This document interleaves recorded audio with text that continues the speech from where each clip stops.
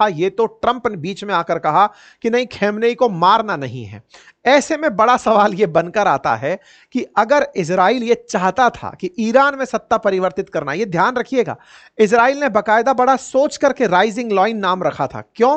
क्योंकि असल मायने में पहले ईरान का नाम पर्शिया होता था। उस समय इनके फ्लैग पर इस तरह से राइजिंग लॉइन का निशान होता था। राइजिंग लॉइन ईरान हुआ करता था। जब से कट्टरपंथ आया तब से कुछ इस प्रकार से कोई खंजर जैसा जो चीज है वो इनके फ्लैग पर आ गया।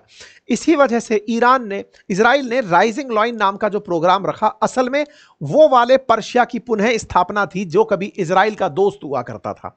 तो इनका उद्देश्य इस प्रकार से था कि इनके झंडे पर जो राइजिंग लॉइन था वो वापस हम लेकर आएंगे। मतलब इजराइल की मंशा थी कि खमेनेई सत्ता परिवर्तित हो और हम खमेनेई को हटा करके नया ईरान बनाए जो कि पुराने पर्शिया जैसा हो। लेकिन ईरान में सत्ता परिवर्तित नहीं हुई।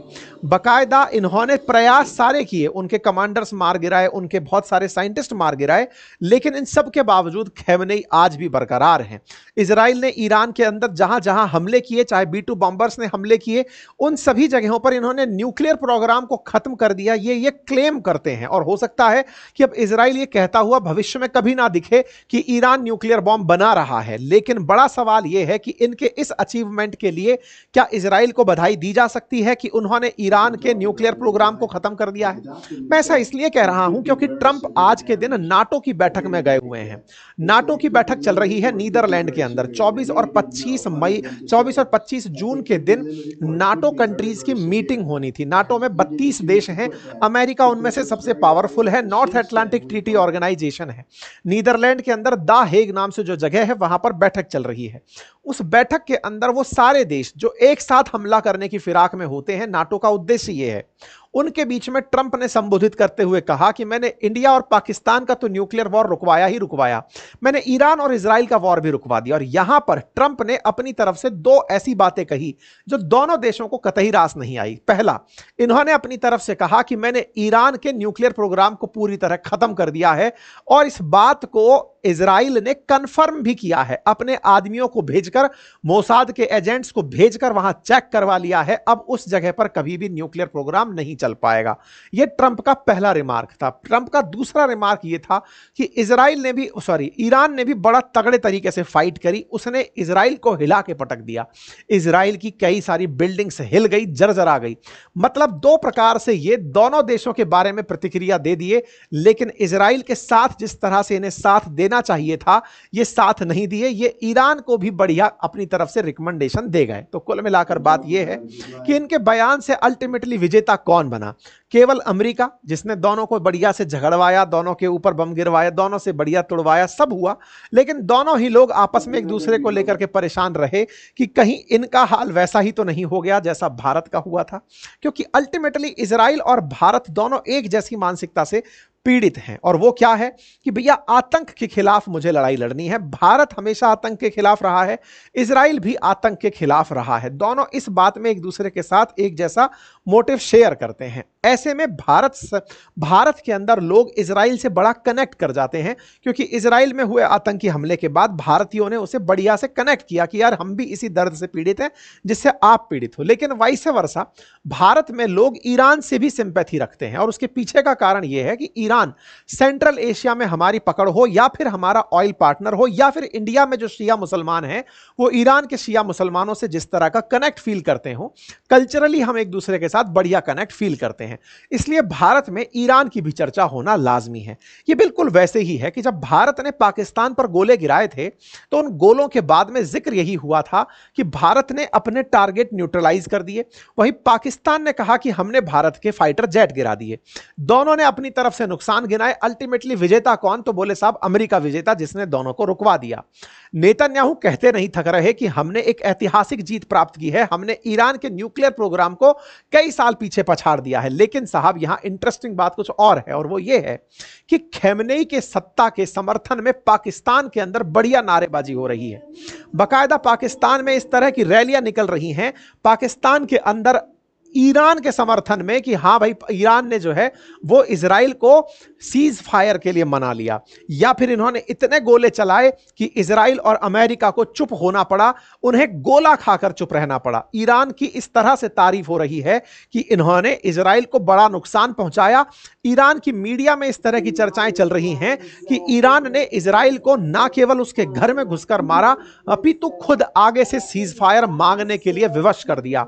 इस तरह से मारा कि अमेरिका के एयर बेस तक को टारगेट कर दिया। इस तरह से मारा कि ईरान को सोचने के लिए तो लोग कह रहे थे कि अगला इराक ये लोग बना देंगे, हमास की तरह, गाजा पट्टी की तरह ईरान को बर्बाद कर देंगे।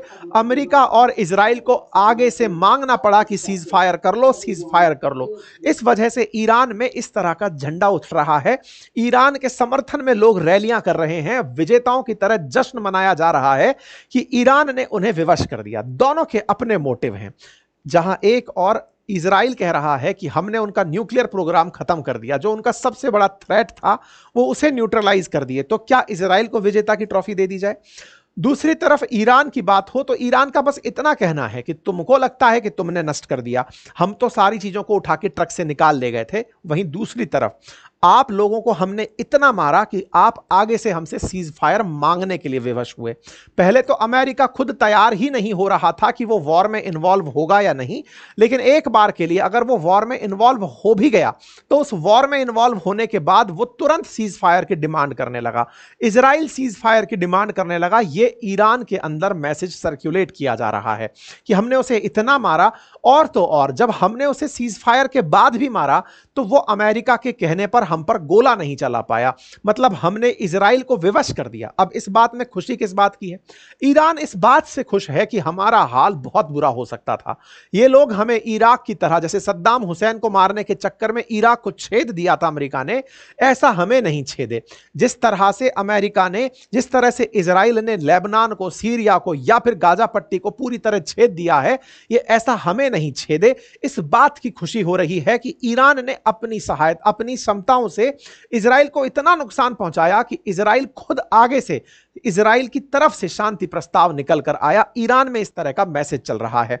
तस्वीरें ऐसी दिखाई जा रही हैं कि खैमनेई के आगे ट्रंप झुककर माफी मांग रहे हैं कि सर प्लीज रोक दीजिए, बहुत दिक्कत हो गई है। ईरान इंडिया के अंदर जो एम्बेसी है वहां से ट्वीट करता है और कहता है कि जय हिंद, जय भारत, और हम जय ईरान, जय हिंद, और अपनी तरफ से इस बात पर संतोष जताता है कि इंडिया की तरफ से जो ईरान का समर्थन हुआ हम उसके साथ हैं।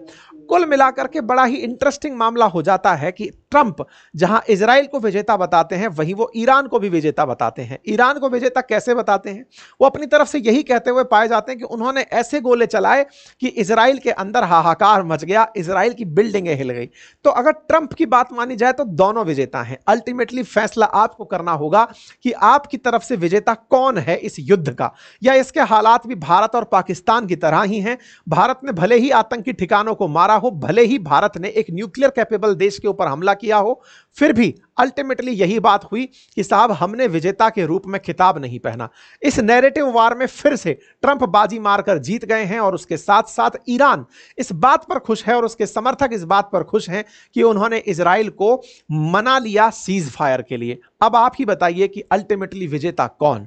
क्या इजराइल जिसने परमाणु बम बनाने की सुविधाओं को नष्ट कर दिया, या ईरान जो अपने आप का बड़ा नुकसान करवाने से रुक गया, जिसने अमेरिका और इजराइल के साथ ऐसा शांति प्रस्ताव कर लिया जिसके चलते ईरान का बुरा होने से बच गया? और तो और अमेरिका खुद ये बोल पड़ा कि तुम अब चाइना के साथ बढ़िया ट्रेड कर सकते हो, चाइना के साथ मिलकर के बढ़िया ट्रेड कर सकते हो, यानी कि ट्रेड का रास्ता ईरान के लिए खुल गया।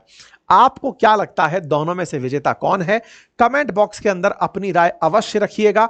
दोनों के अपने हित मैंने आपको समझा दिए हैं। जहां इजराइल का पक्ष है वहीं ईरान का भी अपना पक्ष है। आप क्या सोचते हैं? अपनी राय कमेंट बॉक्स में जरूर बताइएगा, क्योंकि ये अल्टीमेटली नैरेटिव वॉर का असर है। जैसा भी हो, अपनी राय सेशन पूरा होने के बाद कमेंट बॉक्स में जरूर डालिएगा। साथियों, आज हमने एक बढ़िया प्रयोग किया है, और वो प्रयोग है हमारे एक और चैनल पर, जिसका लिंक हमने कमेंट बॉक्स में डाला है। आप लोगों के लिए बहुत सारा रोचक कंटेंट हमारी टीम दिन भर लिखती रहती है। उस कंटेंट में बहुत सी रिसर्च होती है, बहुत सारा कंटेंट होता है। हाल ही में भारत के एक एस्ट्रोनॉट अंतरिक्ष यात्रा पर हैं। ऐसे में उस अंतरिक्ष यात्रा से जुड़े हुए तथ्यों को हमने आपके सामने अपने नए चैनल अंकित अवस्थी ऑफिशियल पर डाला है। लेकिन थोड़ा खास है। खास क्या है? आप जिस अंकित अवस्थी से यहां मिल रहे हैं वो हमारा एआई अवतार है। आप उससे मुलाकात करिए, जाकर देखिए कि ये तकनीकी आपको कैसी लगी। अगर आपको ये तकनीकी रास आती है, इसको थोड़ी और ट्रेनिंग दी जाएगी, इसकी आवाज में थोड़ा और सुधार होगा, इसके एक्सप्रेशंस में थोड़ा और सुधार होगा। अगर आपको ये तकनीकी पसंद आती है तो फिर मैं आपको आसान रूप से बहुत सारा कंटेंट उपलब्ध कराने लग जाऊंगा।